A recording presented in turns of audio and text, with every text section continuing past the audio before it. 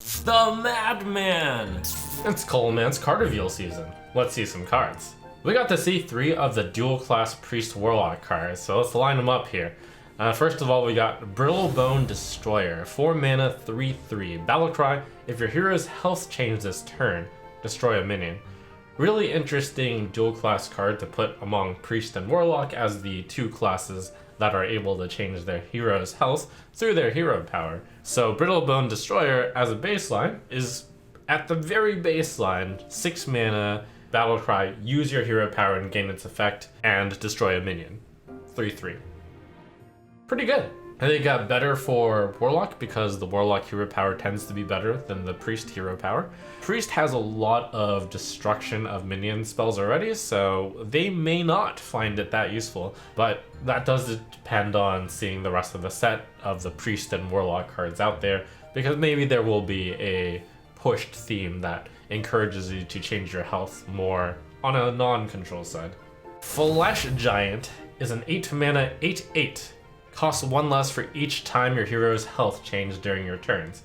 So I had to consider this in Priest control, Priest aggro, Warlock control, and Warlock aggro.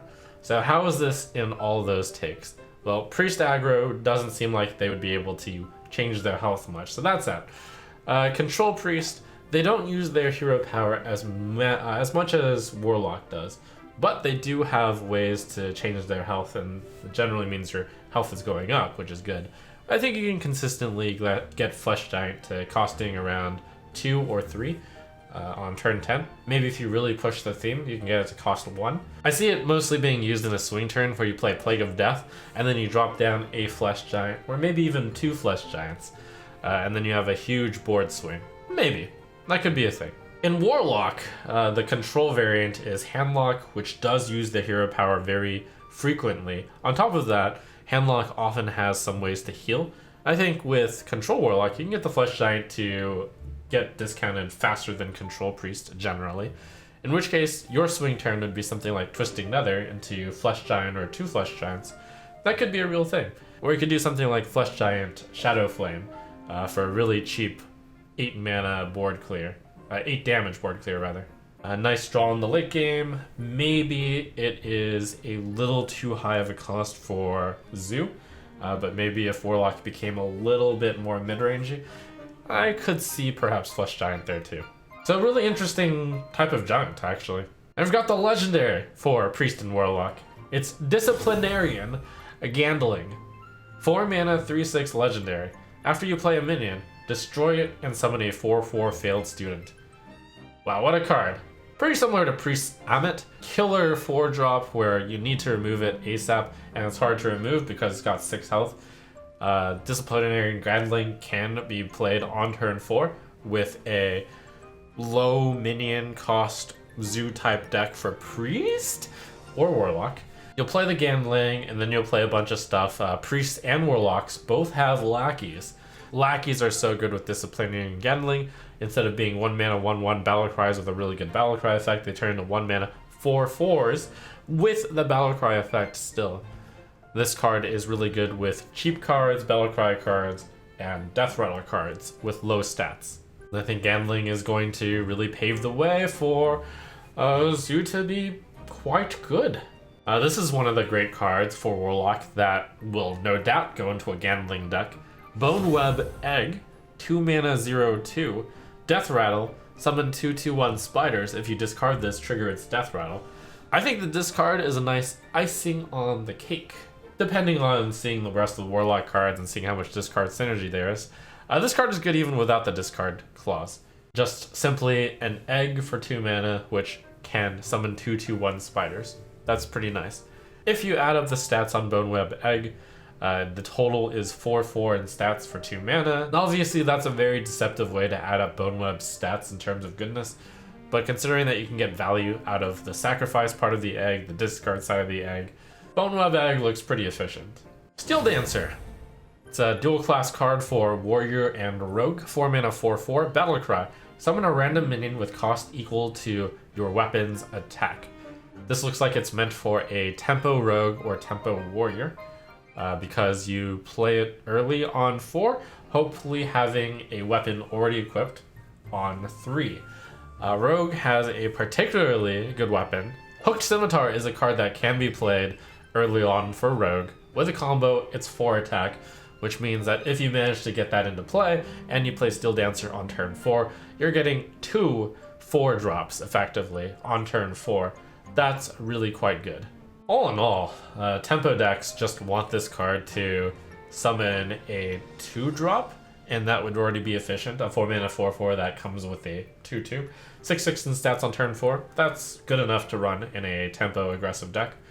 Getting a 3-attack weapon on turn 3 is fairly easy. I don't think this card will be good enough in current tempo warrior because the weapons tend to not have that much attack. But on the tempo rogue side, rogues have pretty high attack weapons. This is of course going to depend. I believe there will almost certainly be a warrior rogue class card weapon, and I think that'll be really important on deciding how good the Steel Dancer and how good a weapon type deck will be. It seems like warrior rogue is based off of weapons. Another rogue card we have is Infiltrator Lillian, a 4-mana 4/2 legendary with stealth. Death Rattle, summon a 4/2 Forsaken Lillian that attacks a random enemy. At first glance, she doesn't look that impressive as a legendary, but I look at her and I'm a control player and I'm actually terrified. That card is almost guaranteed deal 4 damage to the face, and when the control player kills her, you get another 4/2 that immediately attacks your face, and when you're a control player, you don't always have minions on the board. And then you have to like remove it again, otherwise she hits your face again for another 4 damage. So that's like 12 damage right there. If Stealth Rogue is still good, I think Infiltrator Lillian will be quite strong. This is very similar to Piloted Shredder. The Death Rattle here is far better than the 2-drop, and the 4/2 with Stealth is probably better than the 4/3.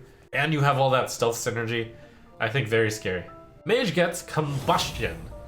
3 mana, deal 4 damage to a minion. Any excess damages both neighbors. Minion Combustion has a range of damage of 4 to 7, but you control it. You can control the positioning a bit, and the opponent can control the positioning a bit, making Combustion a really interesting board positioning type card to consider. Given that Combustion's upside is for 3 mana dealing 7 total damage, that seems really impressive, and it is 7 damage to just one side, which can be important in the non-control decks. This card might easily replace Rolling Fireball, given that for 3 mana you can deal upwards, well, up to 7 damage. That's way better than spending 5 mana to do it. At its most unexciting, you're just using Combustion to deal with a big card, but 3 mana to deal 4 damage isn't necessarily bad. So, certainly a good spell that you'll strongly consider probably putting into Spell Mage, certainly instead of Rolling Fireball. In the case of Highlander decks, yeah, sure, slot a Combustion in. Seems good. And our finale is Headmaster KEL'THUZAD. Headmaster KEL'THUZAD is a 5-mana 4/6 legendary with Spell Burst. If the spell destroys any minions, summon them. This is a really interesting card to put on neutral, because that means there are so many different applications for this card. So to remind you guys about Spell Burst, it means that on the turn you play KEL'THUZAD, you probably want to play a spell that destroys a minion. What could that be? Well, it could be Shadow Word Death, which is a hard kill, but it could even be a damage spell like Lightning Bolt. Kill something that has 3 health left, and then cheap way to activate the Spell Burst. Note that you don't have to activate the Spell Burst on the same turn that you play KEL'THUZAD. Its 6 health means that if you play this on turn 5, it might survive into turn 6. It would be a pretty big threat. In control, you want to pair it up with a cheap spell that does hard kill. An interesting card to pair it up with would be Shaman's Torrent. Other interesting cards are you might destroy your own minion, maybe Conjurer's Calling. But other than that, I think you're looking for low-cost spells that deal high amounts of damage or outright kill things. AoE is really interesting.